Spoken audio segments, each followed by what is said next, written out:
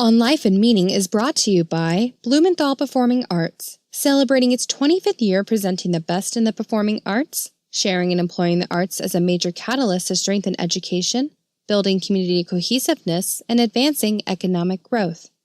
Further support is provided by Foundation for the Carolinas, inspiring philanthropy and empowering individuals to create a better community. And by the Arts and Science Council, Charlotte-Mecklenburg's resource hub and lead advocate for the regional cultural community, providing culture for all.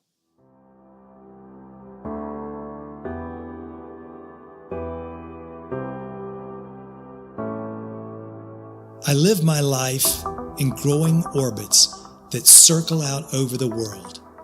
Perhaps I can never achieve the last, but that will be my attempt.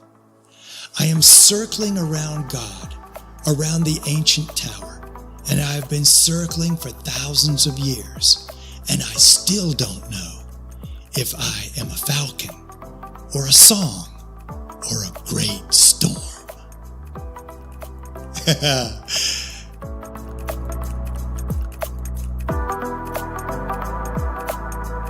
Hardin Minor is a performance artist and entertainer who embodies countless characters and enlivens spaces throughout the Charlotte community.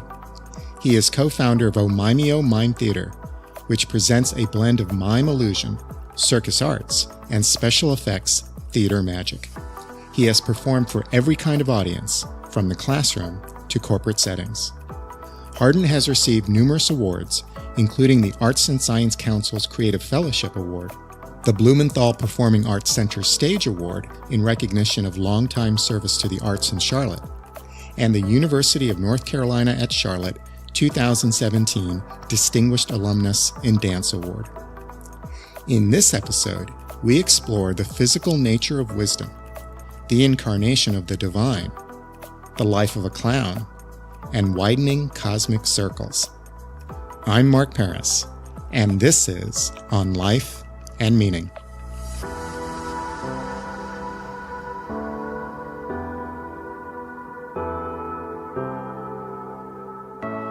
Hey, Mark.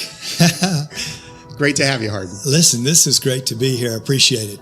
Hardin, I've heard you described as a performer, actor, mime, clown, a multi-dimensional stage presence. Are you none of these things or all of these things? A one-man Cirque du Soleil.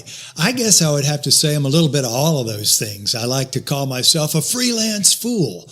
It's a mixed bag for me. I've been into the gig economy for a long time. It is a place that I seem to resonate, and people want me to be there. I seem to present to a lot of people in the mainstream maybe a fantastical part of themselves, or, hey, Hardin's here, it's going to be all right, or this is going to be fun, look at what Hardin's wearing tonight, or whatever. You know, sometimes people come to see, you know, what it is that I'm up to, what am I doing, you know. Well, some other things that you are up to include being a games master, a party energizer. Party on, dude. A guest director, and a dance animator. Yeah, trying to give folks a sense of the possibilities with what I'm able to bring to the mix. Being a party animator or an entertainer, a character, somebody who gets people to break the ice, gets people to open up. People have me to come to their wedding receptions or their bar mitzvahs. I can't tell you how many bar mitzvahs I did up in New York City, how many times I became a man. But it has been an interesting challenge. You know, people will call up, hey, can you be Liberace at 5 p.m. tomorrow afternoon? And as long as I've got the hair and part of the costume, you're pretty much there. I've found that once you have the hair of a character, you're about 90% there. Bottom line, Hardin, would you say you're an entertainer for hire? I think I'm an entertainer for hire. Yeah, that's true. That's true. Hardin, thousands of school children have come to know you over the years. Why do school children know you? You know, I am a child at heart, and my MO, my modus operandi, is play the imagination. You know, Mark, I see play as being that dynamic that you can apply to anything and everything. You can play with your money. You can play with data. You can play with your ideas. You can play with your friends. You can play with your mentor. So it's a process, a dynamic engagement, an interplay, if you will, or an inter-engagement with ideas and energies and creativities. So play is what resonates with kids. I have a character named Captain Rainbow, but he's the energizer of the imagination. He's the defender of creativity. He's the superhero that defends the child's right to be free enough to exercise their God-given right, which is to play.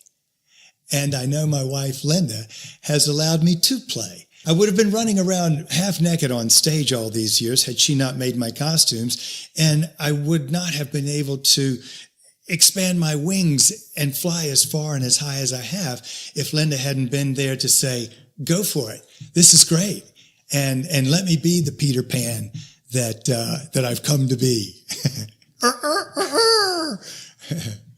Hardin school teachers hire you to come into their classrooms as characters to help with lesson plans. It's true. It's true. You know, one of the characters I have is Professor Letterhead, and he has a show called ABC The Arts. It's about the arts via the alphabet. We're going to make the alphabet artistically theoretical. In other words, the alphabet, yes, becomes artistically theoretical. I think I'm repeating myself. He takes the arts and puts them in an alphabetical order, but approaches the audience as if they were a class. Now, kids, tell me which of the arts that you know of that begin with the letter B. And the youngest kids are saying things like ball or bumblebee. And the older kids, of course, are saying batik, ballet, Beethoven.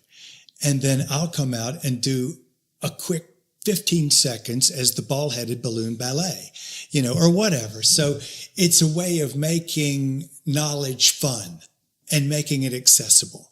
And it's very much current at this point. People understand creativity much more than they did. People want improvisation much more than they did. They see those as keys to unlocking the portals to the knowledge inherent in the sciences and in history and in arts. So I'm kind of a cross educational platform, I suppose. Hardin, it's not just school teachers who bring you into their classroom, but it's also corporate executives who bring you into their companies. You know, I've done a lot of consulting work for different corporations. I got to work with Compass Group for 7 years, and they hired me to write and script scenarios for their superlative events at the end of the year. It was Be a Star. Gosh, I got to go to Vegas. I got to go to New Orleans, lots of different places with them to help animate their special event at the end of their season. So I've done that. People hire me to do specific characters that might relate. I know Larry Rosenberger had me with Bank of America Investments to come in. We did a thing called the TOP, the Theater of Possibilities. And so I played theater games with bankers, and some of them were and investment brokers. And they were like, what? Why are we doing this? Oh my gosh, this is just another thing Larry wants us to do. It's going to fail like everything else. You know, they would confide in me what I was up against. And I would just go in and maybe I would be my director, Cecil B. DeMillions. All right, we're going to be shooting a movie today, a movie about you and about banking and how amazing it can be with your customers. Ha ha, let's roll them. And they would get involved and we would play the games and it would bring a new energy to their cubicle, their workplace of cubicles. And so, and people trusted me to come in. And a lot of the old guard, John Belk and Hugh McCall and Rolf Neal, they had no problem letting Hardin Minor come in to either their house to entertain their grandkids or their kids or into their workplace, knowing that I wasn't going to upset the apple cart. You know, I was going to play my cards straight and fun and have a fantastic time while developing a customized product. That's why corporate would hire me, is I would customize their ideas into these different characters and so forth. And it worked. In many regards, it worked. Hardin, there are so many characters that emerge from you. from Harlequino to Captain Rainbow to Professor Letterhead. I was wondering if we could talk to some of your characters.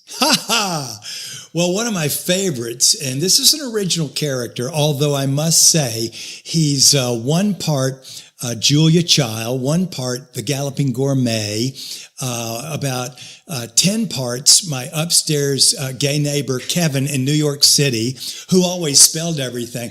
WELCOME, welcome, girlfriend. And then, of course, about 10 parts my mom, who was a great chef in and of herself, but the ballet gourmet. And a fifth, échappé, glissade, assemblée, jeté, pot de beret, Nescafé, café au lait, touché, Chevrolet. We do have an exciting show for you tonight. Why? Because we're going to be creating a dish that you can not only eat, but you can wear to the party. I'm talking about, of course, the flambé toupee. Now, for those of you who have found your hair turning loose instead of gray, you'll appreciate this dish. And then I go on to create this ridiculous dish while I'm teaching dance. Mark, what I found was that culinary terminology, cut, coupe, or flambé, have parallels in dance vocabulary.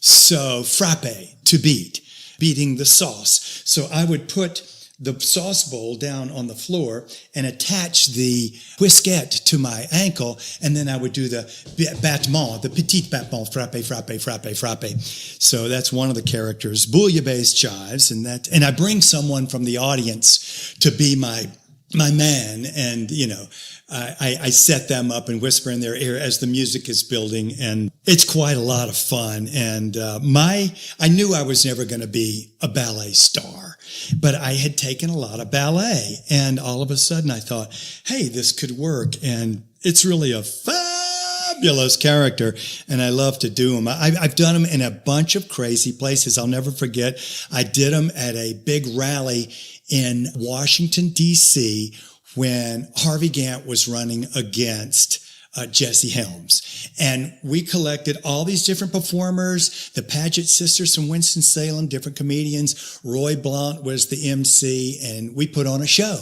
And it was a fundraiser for Harvey. It was kind of wild. I'd love to meet Barry Cantaloupe. Hey, Barry Cantaloupe, listen, I'm telling you. Hey, dudes, surf's up. That's what Karl Marx said. I'm out here and, I got my wig on and I got my balloon coat on, my fruit cup coat. What's her name? Carmina Bonanza. She had a fruit cup hat. Well, I got my fruit cup coat here. So party on, dudes. It's a party wherever I go and wherever we meet. I love you. Hardin. Yeah? The holidays are coming. Oh! I'm wondering if we might talk to Banana Claus. Merry Halloween! Hiya, kids, it's me, Banana Claus. Oh, did I miss Christmas? Have you seen my dad? I left the West Pole this morning. The East Pole. No, it was the South. No, it was the North Pole. I left the North Pole this morning, and my mom, before I left, she said, take out the garbage and feed the reindeer and get the presents to your dad as soon as possible. And so, whoopee! Here I am. Why don't we sing a version of Jingle Cans? Ah! Yeah, he's a mixed up Santa Claus, as you can tell, but the kids love him. And at the very end of his show, he's made this terrible mistake of bringing the garbage instead of the presents. And he asks the kids, he says, we all make mistakes. Would you kids forgive me? And then there's Cindy Lou Who there, the littlest one. She says, I love you, Banana Claus. I forgive you. And you're it's breaking your heart while at the same time, you're just resonating with joy at the kids' belief that a piece of garbage could become something really fun, Hardin, how do you come up with these characters?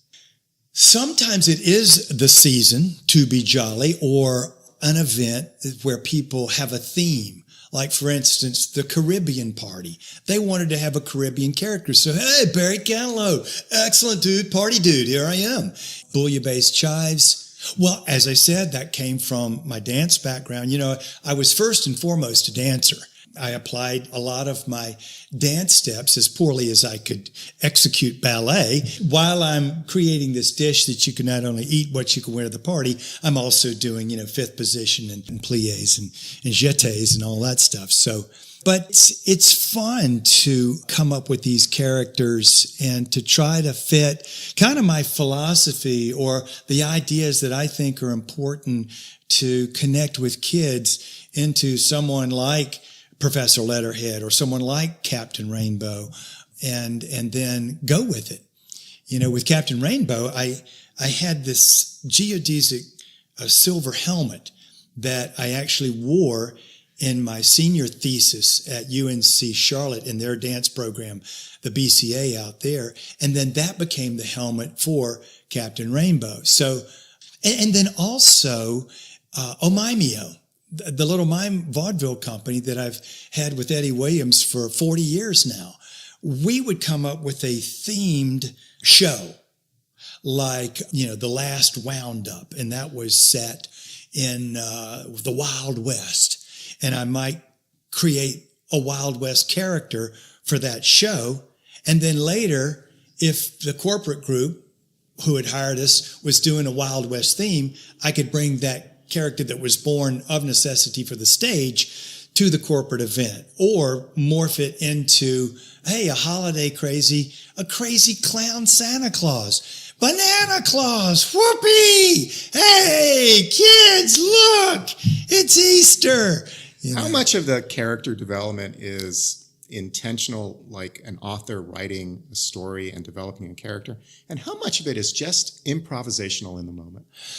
I really have come to many of these characters from a physical perspective, from a physical theater perspective. I resonate, I jive with Charlie Chaplin and Buster Keaton and Jacques Tati, Marcel Marceau, and then of course Steve Martin and Robin Williams and Jim Carrey and John Belushi.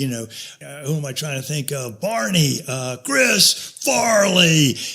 These big, bold, physical folks or Lily Tomlin, I have females as well.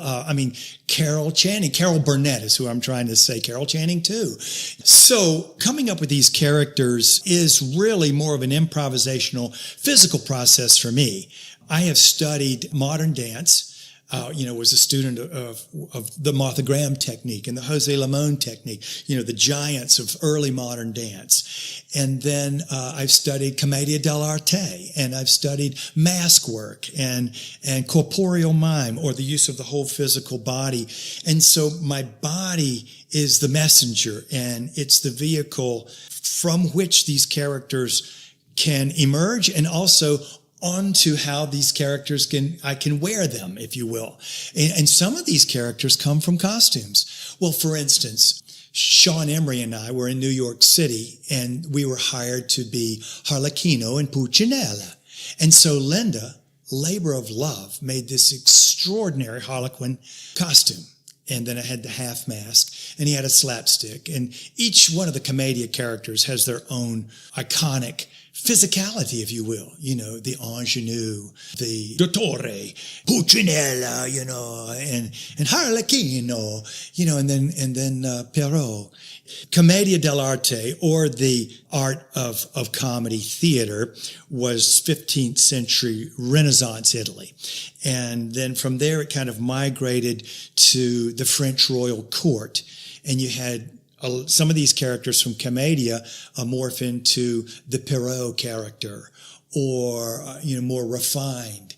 The Commedia dell'arte was a bit more slapstick, and then the royal court of Louis XIV and all of that, the court dances and the refined elegance. And then it, migrated to British music hall, and from thence came Chaplin and vaudeville and, the Marx Brothers, and a lot of their stuff was physical comedy, slapstick, but timing. It's a lot about take, slow burn, boom, out the door. In, where, here, oh no, boom, pow, bang, boom, in scene, right? So it's very physical. Some of these characters are really born from physicality. In fact, you give a name to this philosophy that guides your work. You call it Physicalosophy. Well said. What is physicalosophy? I'm glad you asked, Mark. Obviously, it's two words that are mashed together, physical and philosophy. Physicalosophy.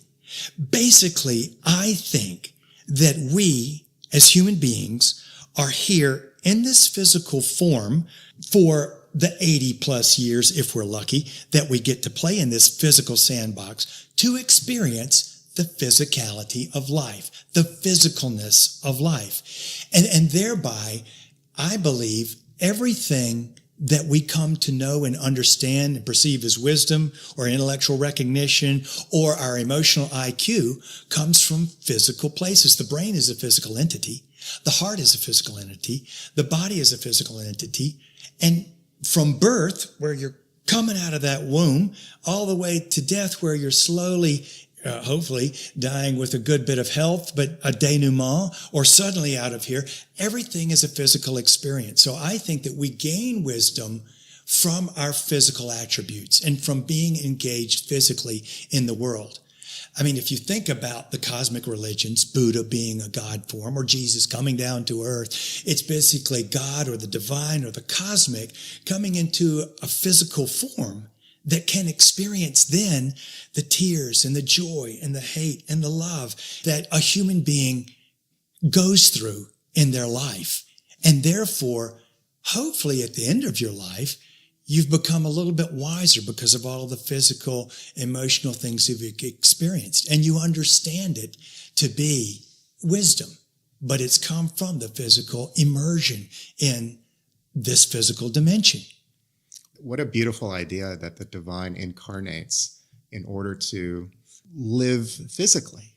Yeah, that's it. That's it. And Mark, now this is getting on beyond, but I think we're here in this physical realm to load up our cosmic backpacks, if you will, because we're going to need what we've experienced in this life in the next dimension. Now, I don't profess to know what that next dimension is, but I know that it's there. And I know that we don't just die. You know, I watched my sister slowly fade with brain cancer, and it was a tough challenge for all of us to see such a magnificent, dynamic, beautiful artist, Hardin Minor, lucky, fade from cancer. But when I was at her bedside and she left, her body wilted and it folded, and we knew that the soul or the life force or the cosmic energy, whatever you want to call the life force that we all have, had jettisoned. And I knew that cancer had eaten her body, but I knew that her life force was going to go on. And that's good news. We get to continue in some way, shape, or form. I think Einstein, the E equals MC squared, matter can neither be created nor destroyed, just transformed. I think we all become beams of light, and then we get to go anywhere in the universe we want to go. We set our course. Spock. Hardin, is the life of a clown a happy one? Oh, I got to say yes.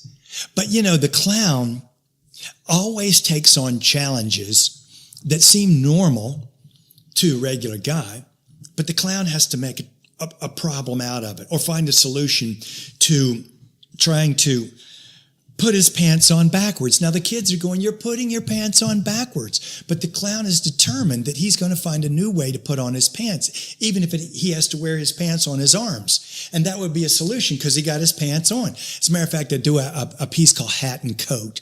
And it's basically a guy who's trying to go out for the evening, and he's trying to put his hat on and his coat on.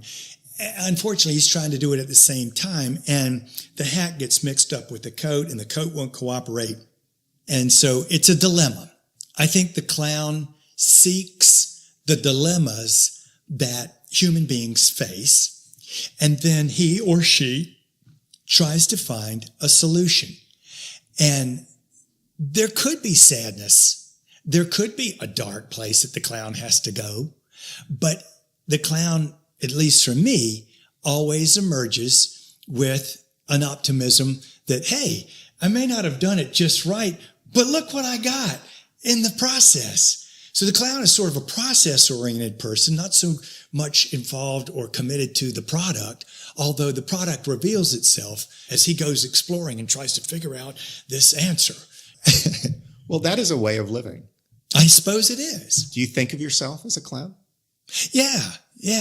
I mean, clowns have gotten a bad rap. But if you look to folks like Charlie Chaplin or Buster Keaton or Laurel and Hardy or the Marx Brothers, they embody the clown, the spirit of the clown.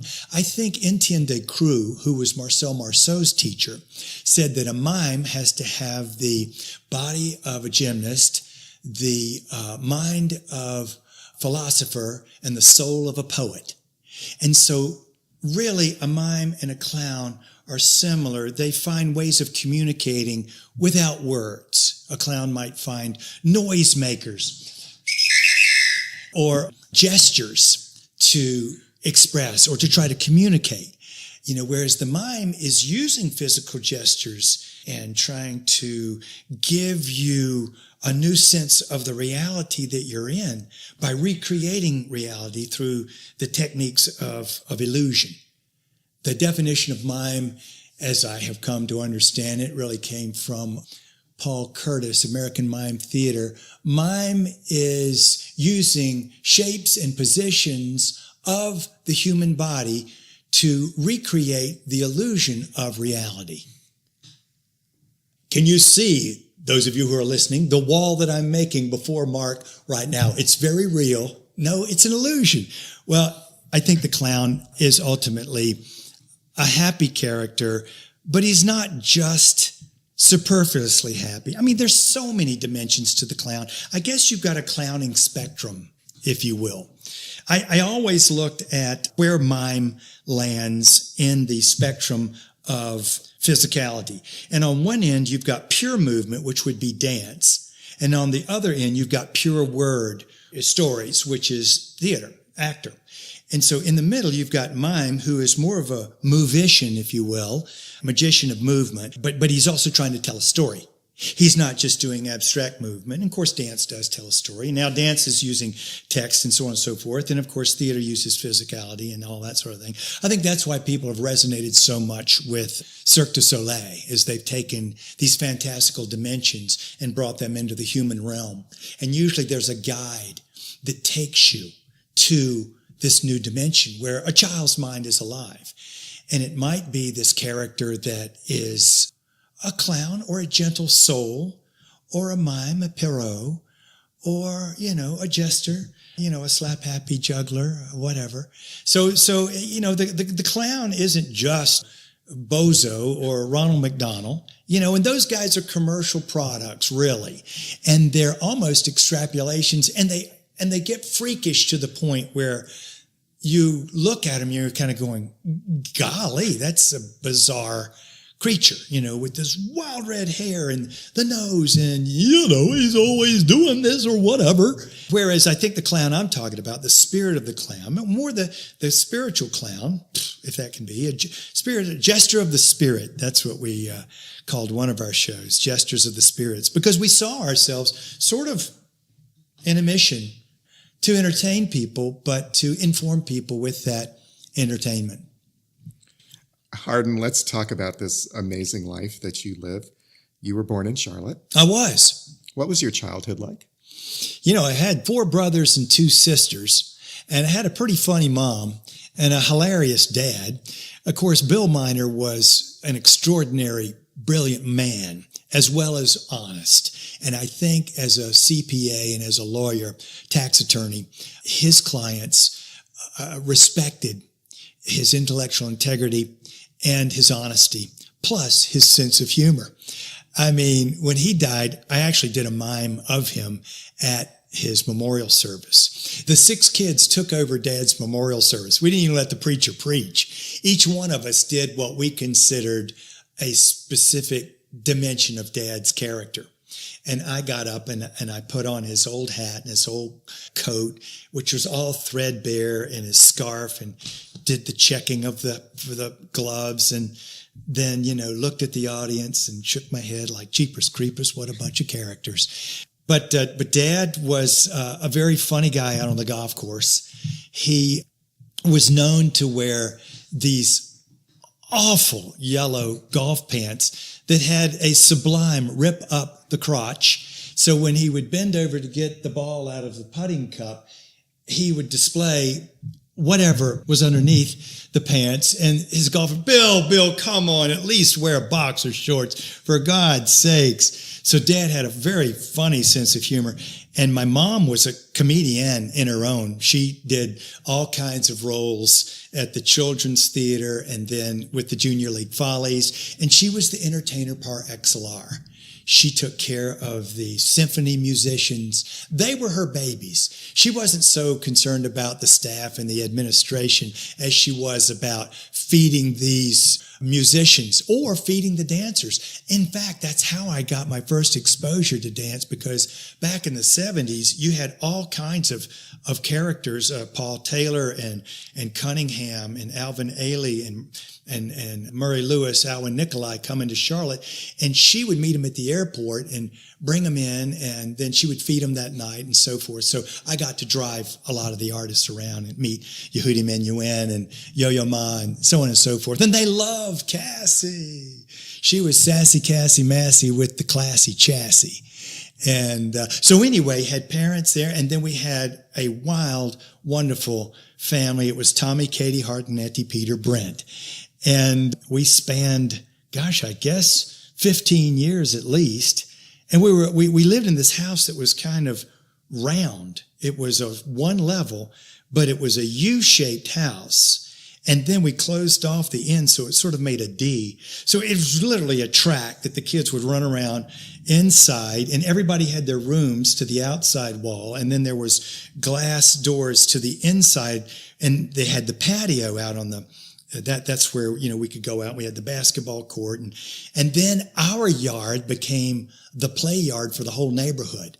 Every morning before school, we had real swings, giant, real sliding board, jungle gym, monkey bars, those death traps, things that you pump, whirligigs. It was just a wild, wonderful place. And Cassie, my mom, was always making sure that each child played a different instrument, or Etty went to ballet. I'll never forget watching my sister Etty in Miss Malinet's ballet class, and I peeked through the window, and there were all these girls in there dancing around. That was like, I must have been 12 or something. But anyway, it was a pretty cool childhood. We went to Christ Church, and my grandfather and grandmother, my mother's parents, my dad's parents were long gone, but my mother's parents were instrumental, I think. I was named from my maternal grandfather, Nathaniel Hardin Massey, who was a captain in the Marine Corps. And he was very much about, you rubber teeth minor children, you always have to have your corn cut off the cob. Rubber teeth. What have you got, rubber teeth? Eat your grapefruit. It'll put hair on your chest. And my sisters are going, but I don't want hair on my chest. Whatever. And they were very instrumental in a way that transcends. They were the ones that got us going to the coast, going to the beach. And so we had great summers at the beach, the whole family going down there. And it continues to this day. We've passed on a lot of these traditions to our two boys, Massey and Tucker, who I must say, we hit some golden DNA moments, Linda and I, to bring those guys into this crazy world. So it was a great childhood. There's no doubt about it. We moved to Foxcroft when it was just a couple of houses, and country day school was really out in the country. And I'll never forget, we rode our bicycles down to South Carolina to get fireworks, and that was a day's work. It was like 12 miles one way. And there I was on my little teeny bike, and of course my brother had his big 3-speed bike, and we got into our share of trouble, but Mom always made our Halloween costumes.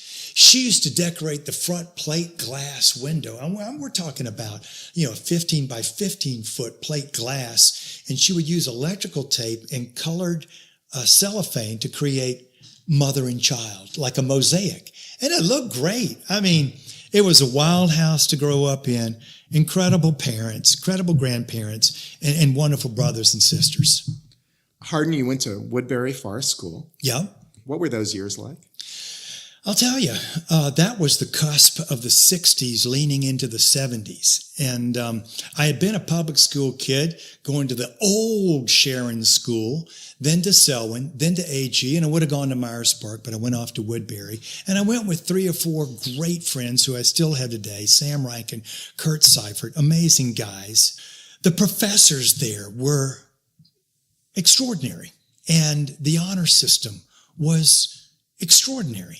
So you were instilled with an intellectual rigor and a honesty. You know, you could maybe break some rules like smoke a cigarette or drink a beer and get caught. But if you lied about it, you'd get thrown out. Lying was a big honor offense. It wasn't so much what you did to create the crime, but it was whether or not you took responsibility for your actions. And we could use a little bit of that today, couldn't we? But the world started creeping in to the ivied walls of Woodbury Forest. And let's face it, it's a white Southern boys' school.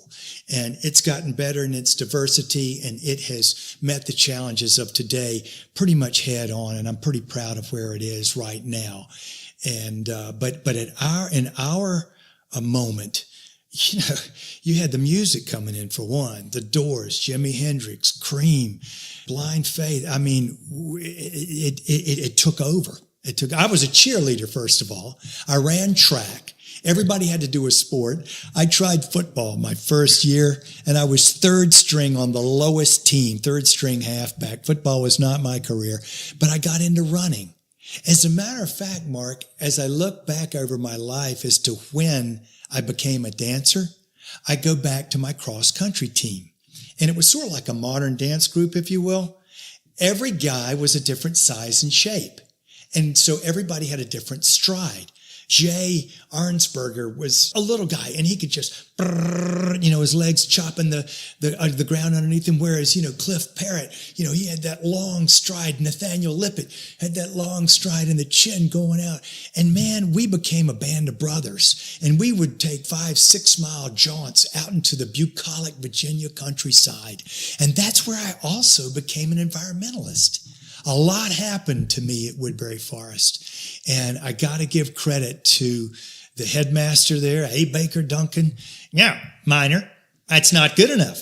You better come see me. Oh boy, when you heard those words, you knew you were going to get the ABD treatment. And but then all of our professors there were concerned about the boys' lives and about the kind of men that they were going to become. And I didn't realize that so much at that moment. But for instance, they let us take over chapel.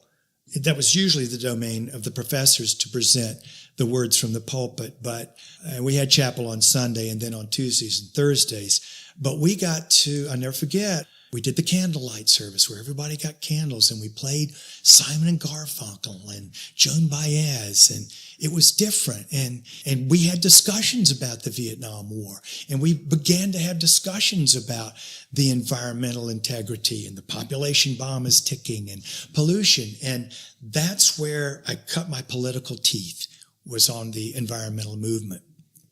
Hardin, with this passion in environmentalism, you pursued it at Chapel Hill. You went to Chapel Hill and pursued environmental studies. Yeah, the guidance counselor, placement counselor had suggested Sewanee. And Sewanee is an incredible school, but it was small, and Woodbury was small, and I wanted to go someplace that was big.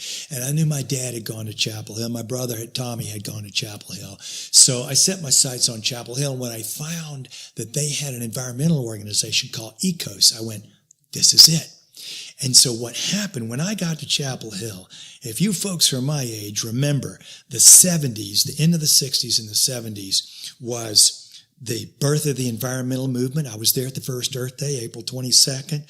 Civil rights was still very much in play. I went to jail in eastern North Carolina with a rally of 600 African Americans and about 25 white kids from Chapel Hill. And that's a 2-drink story, as my grandmother used to say. The women's movement was beginning. The anti-war movement was still in full-fledged. And that's the same time that Jesse Helms rose out of the grave of Attila the Hun and began his reign of, I don't know what to call it, because I don't want to polarize anybody here, but he did bring in he was Senator No, and he ran against, first and foremost, Zach Galifianakis's uncle, Nick Galifianakis. And Nick Galifianakis was a United States Congress House of Representatives, and Jesse Helms ran against Galifianakis by saying, he's not one of us. Galifianakis, that's Greek. He's not one of us. So it was xenophobia. And then, of course, Helms later played the racial card and everything else. But that's a 5-drink story. But Chapel Hill was wide open for me. I mean, my guru was Dick Gregory. I'll never forget when he came to campus and gave a speech, and we were all asking questions. And he said, if y'all want to continue this conversation, meet me at 7 a.m. tomorrow in front of the ROTC building, and we'll go on a run. And by golly, those of us who were runners, we ran, for an hour with Dick Gregory talking the whole time. So it was direct action. I got more involved with all these movements and protests, and for the right reasons. It wasn't just out there, everybody's tossing around this word mob now. Well, they were for a reason. We were exercising our constitutional right, First Amendment rights, to peacefully assemble and to petition the government. And we went to counter Richard Nixon up in Williamsburg. That's where I met Allen Ginsberg.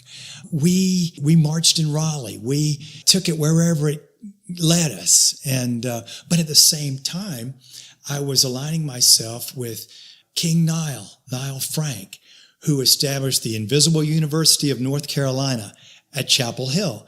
This was when University Without Walls was coming in, and right brain, left brain. And so much could be learned by direct action and direct experience in these issues, with these issues. I remember our geology teacher said it was a flood that had just happened in West Virginia. They had landslides and they needed help. And so, he urged us to take our geological knowledge, our infant geological knowledge, and apply it to political action.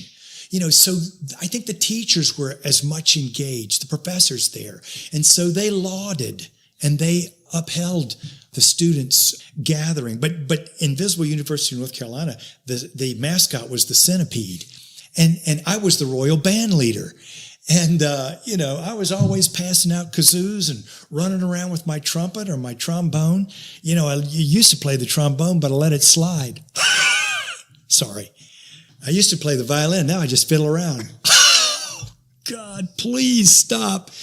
Anyway, Chapel Hill was amazing, but McGovern came and was crushed, and I became very disheartened. And so I withdrew. I did not achieve my degree. I thought I was going to get a degree in environmental law, but quite frankly, I couldn't get out of the sciences. You have to learn to speak zoology or chemistry or biology before you start to get the concepts. And I was really more of a concept person. So I headed on back to Charlotte. Hardin, you did come back to Charlotte, and in some ways you needed to recreate yourself all over again, didn't you? That's a good way to put it.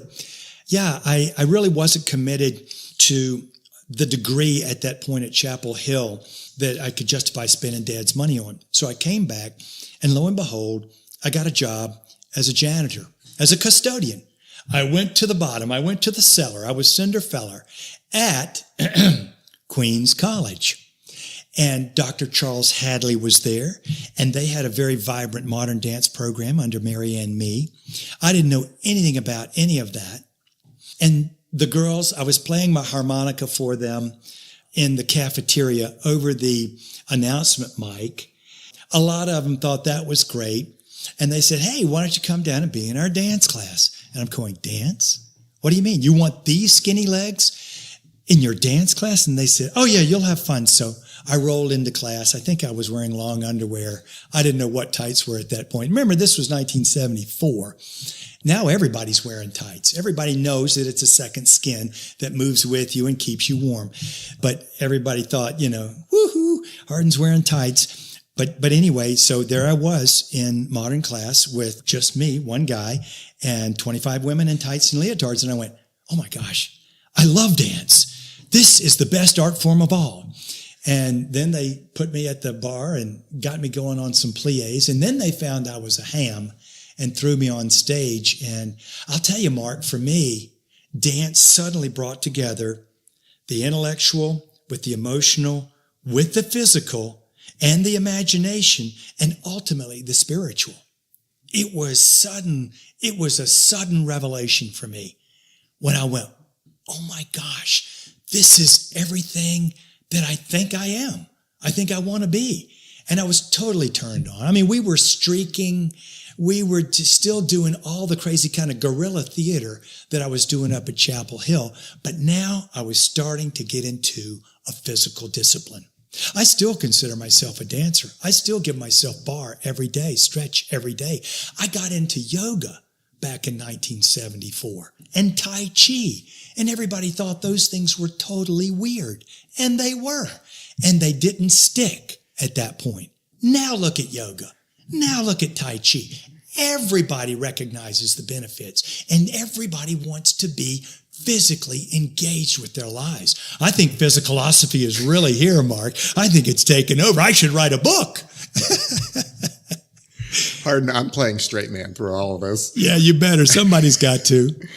In 1976, during this period of time when you've discovered dance, you started a company. You started the New Reflections Dance Theater.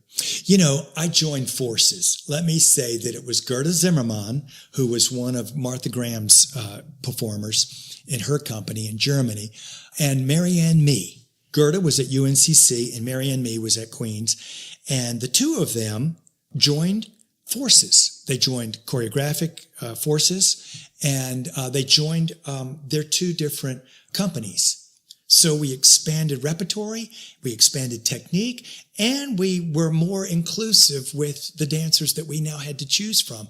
And we did from 1976 to 1979, 80. The New Reflections did a lot of really cool things in and around Charlotte, in churches, in schools, in public arenas, and so on and so forth. So that's really where I began to see that I could actually, we weren't really earning a salary, but we would get honorariums or stipends or whatever for the work that we would do in schools, or if we would do a church concert or enough to pay expenses or whatever. And it was really taken off for me. Dad was not really convinced that this was going to be a living. And at that same moment, I was also studying for my real estate broker's license. It took me 3 times over at Central Piedmont Community College under Hank Oder, realtor. And I finally got it.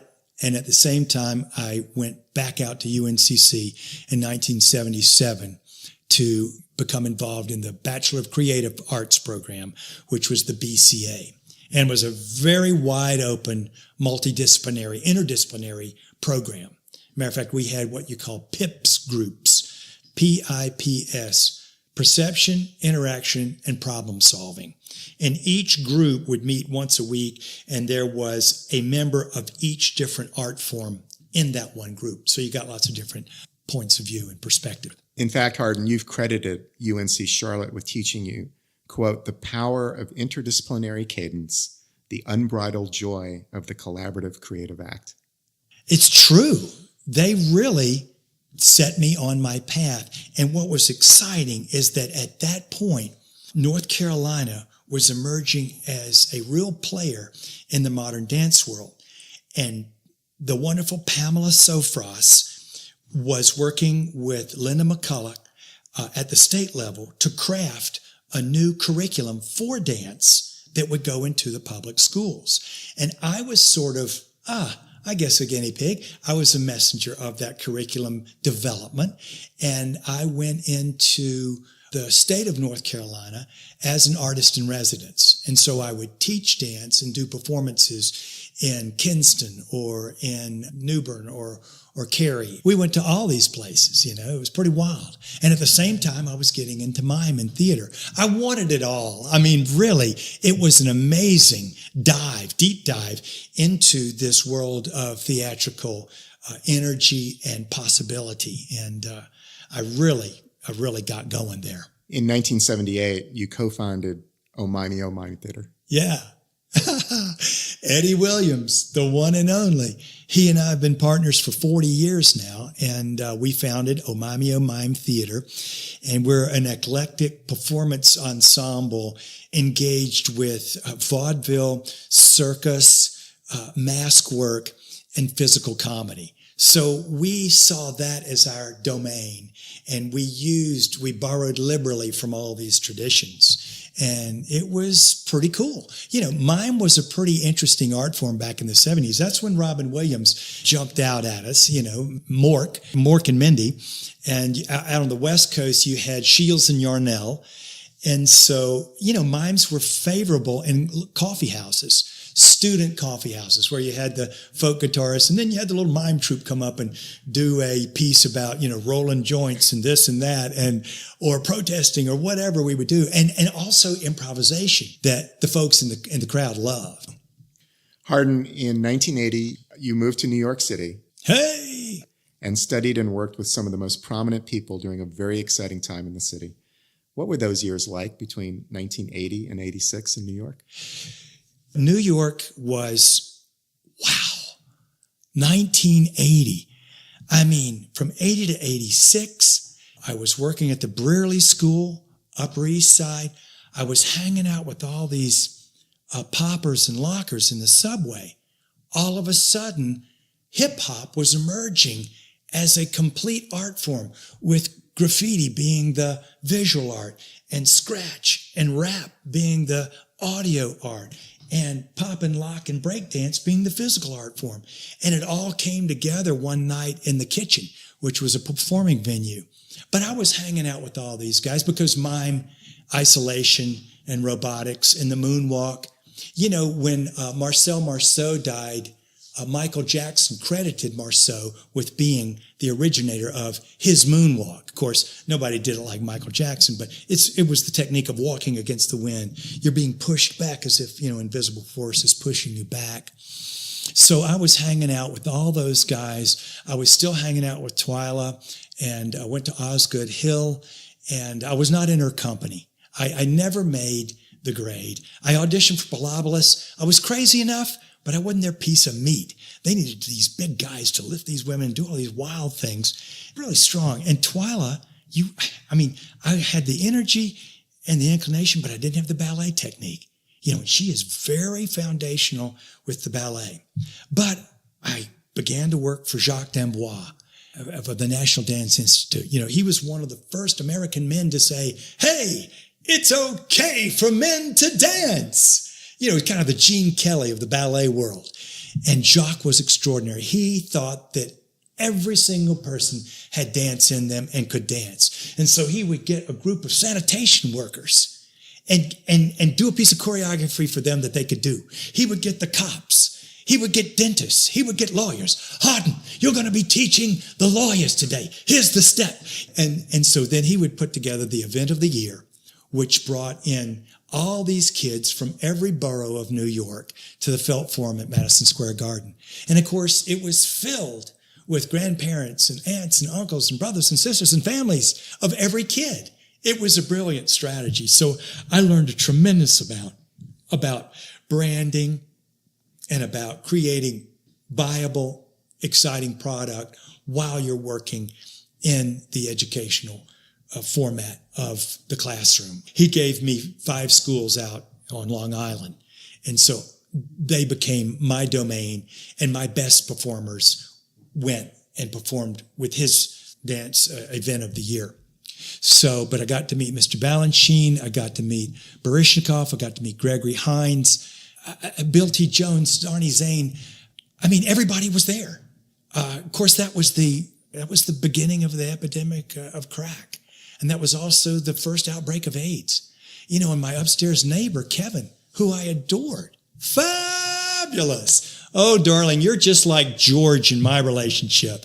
I could say things to Kevin in front of Linda that I couldn't say to Linda just one-on-one.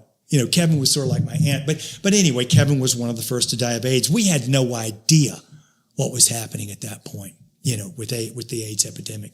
And so we had our first child, Hardin Minor Jr. We call him Massey Minor, who's now 32. And we realized we got to get out of here because we were living down the lower right side, almost in Alphabet City. We were 13th between 1st and 2nd, which was the coolest neighborhood to be in. But it was grungy, it was gritty, CBGB's, the Bowery. Everybody was there, I bumped into Andy Warhol today. He didn't recognize me, but I recognized him. Hey, Mr. Warhol. No telling who you would see on the streets or in the subway. It was an amazing time to be in New York City. In 1986, you and Linda and Massey returned to Charlotte. Yeah. We loaded up a U-Haul truck and got the hell out of there. I mean, really, unless you've got a pretty good means to support yourself, it's tough. It's a struggle. As soon as you come out on the street, the city is bearing down on you. So you got to protect your kid. And we looked at like 5 cities, Austin, Seattle, Portland, Durham, maybe Atlanta. And then we went, wait a minute. Charlotte, we have free babysitting. We got the grandparents. What are we thinking? Come on. And so we came on back to Charlotte, and that was 86. And it was an interesting time because the curriculum that I had helped formulate in dance was now starting to be implemented in the Charlotte-Mecklenburg school system and around the state. And for some reason, I didn't jive with the way they wanted me to do it. And I thought what they were asking was not just right. And so I said, I can do something on my own. And that's when I started carving out some of my personal personas and turning them into shows that I could then charge for. And I went, wow, this is great. I was still going back to New York for like a month at a time to do the series of gigs I had no idea that I could do in Charlotte what I had been doing in New York. I didn't think it could happen. But in the early 80s, all of a sudden, Charlotte's star was on the rise. We got the Hornets in 88. We got the international flight to London. We got the Panthers in 93. All of a sudden, Charlotte's star was, the Bank of America building, everything was happening and money was pouring in. And then the development of the Performing Arts Center. I became their mascot for Deborah Harrison and to send out to raise money and to sell bricks to the kids, and this and that. And so all of a sudden I became a very viable, dynamic part of the cultural fabric. And the Arts and Science Council grew by leaps and bounds. And I went on the board for a while as a spokesman for artists. And, the Angels in America. I mean, it's been a wild ride here in Charlotte to get where we are right now. Hardin, you have been doing this work in Charlotte since leaving New York for 30 odd years. Can't believe it. Is there a character within you have yet to show the world? Well, isn't that an interesting question? I have taken on a challenge that has pushed me in new ways. I may have told you that I found a cache of letters in the basement that my grandfather wrote to my grandmother from the trenches of World War I. And the letters I found, once I put them in chronological order, they tracked this wonderful, evolving friendship and love that they had for each other, while also giving this eyewitness account of what he was experiencing as a captain in the Marine Corps, fighting 5 major battles, jumping the low ones and ducking the high ones. He survived. A lot of his men did not. And so what I've done, Mark, with the help of Steve Umberger, who is an amazing guy, amazing theatrical guru, is to craft a narrative, a 60-minute narrative out of these letters that also has a media component, by which I mean I'm projecting images from my grandfather's World War I scrapbook. So the audience is watching the timeline of World War I start to unfold while I am reading these letters of my grandfather to begin with, trying to get my grandmother to come to a dance at VMI. And then eventually the two narratives merge because he takes the oath of enlistment and goes to France and goes to the front. And therein his personal history and the history of the war combined. So that has forced me to take on a narrative and to be responsible and coherent in delivering these letters so that the audience can track not only the timeline, but also the emotional heart of what emerges in this amazing story that he tells. And he was a good storyteller. You know, it's all about storytelling. That's what we're doing right now, isn't it? Hardin, there's so much for us to talk about. Is there a philosophy of life that guides you? I guess I could sum it up in a poem by Rainer Maria Rilke, and it's called I Live My Life. I live my life in growing orbits that circle out over the world. Perhaps I can never achieve the last, but that will be my attempt. I am circling around God, around the ancient tower, and I have been circling for thousands of years, and I still don't know if I am a falcon or a song or a great storm.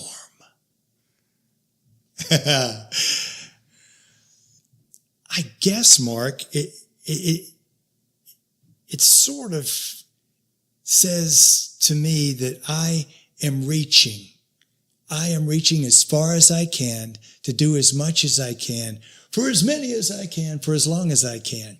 It really starts with me, personally, me as an artist, and then I can feel it emerge towards the circle of my family and then the greater circle of friendship and community, then reaching out, I guess into the circle of the world, of the globe, and then going beyond to the cosmos, to the cosmic me.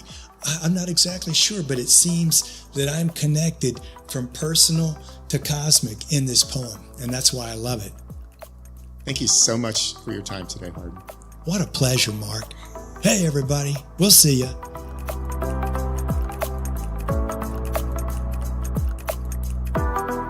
Hardin Minor is a performance artist and entertainer. He received a Bachelor of Creative Arts degree in dance and education from the University of North Carolina at Charlotte.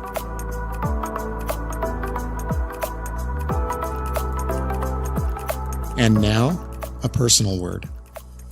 I imagine Hardin Minor riding a beam of light. Beside him is Albert Einstein, both of them defying gravity. I imagine Hardin with Marcel Marceau walking against the wind, their silence speaking to our dreams and expectations. I imagine Hardin with Buster Keaton falling across the stage, keeping a straight face, laughing together privately. Hardin is a juggler, an acrobat, a dancer, an illusionist. He is a noisemaker and a mime. He transforms into characters. He transforms his audience. A magician in the Matrix, a fool on the hill. A mask, a ball, a hat, a stick, a rose upon his nose. He reminds us that we are fragile and noble things. The divine is incarnate in our bodies and in our souls.